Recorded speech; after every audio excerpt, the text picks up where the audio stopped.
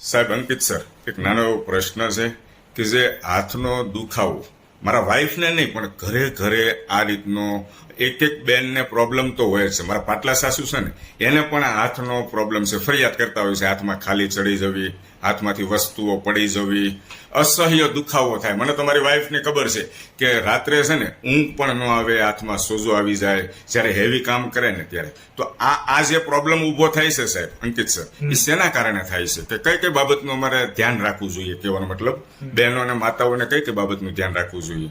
પહેલા તો આ જે પ્રોબ્લેમ છે એને બીમારીને કાર્પલ ટનલ સિન્ડ્રોમ કહેવાય. એનો મતલબ કે અહીંયા જે નાની ટનલ જેવું હોય એમાંથી મીડિયન નર્વ એટલે કે એક નસ પસાર થતી હોય, એના ઉપર દબાણ આવવાથી હાથમાં જ્યાં જ્યાં એનો કરંટ પહોંચતો હોય ત્યાં ઓછો પહોંચે. એના કારણે હાથમાં ખાલી ચડી જાય, જાજો ટાઈમ હાથની વસ્તુ પકડી ના શકે, રાતે અમુક વાર ઊંઘ ઉડી જાય અને હાથને એને દબાવવો પડે.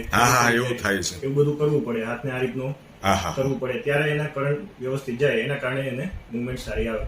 બરાબર. આ નસનું નાનું ચેકુ મૂકીને એ નસને ફ્રી કરવાથી આ કરંટ જતો પાછો ચાલુ થઈ જાય. એના કારણે દુખાવામાં, ખાલી ચડવામાં, સોજો આવવામાં બધામાં રાહત થઈ જતી હોય. બરાબર. મોટા ભાગે આ પ્રકારની બીમારી લેડીઝમાં કોમન જોવા મળતી હોય.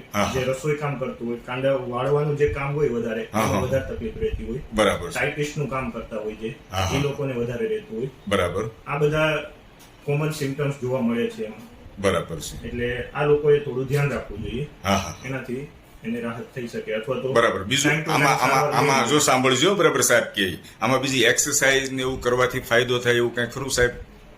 એમાં પેલા એક નસનો રિપોર્ટ કરાવવો પડે. એટલે નસનું કમ્પ્રેશન એટલે કે નસ ઉપર દબાણ કેટલું છે. જો સામાન્ય દબાણ હોય તો કસરતથી, દવાથી, શેકથી સારું થઈ જતું હોય. જો દબાણ વધારે હોય તો કસરત, શેકથી સારું થવાનું નથી. તો એને પછી લાંબા ગાળે નાનો ચેકો મૂકીને નસને ફ્રી કરવી પડતી હોય છે. બરાબર છે.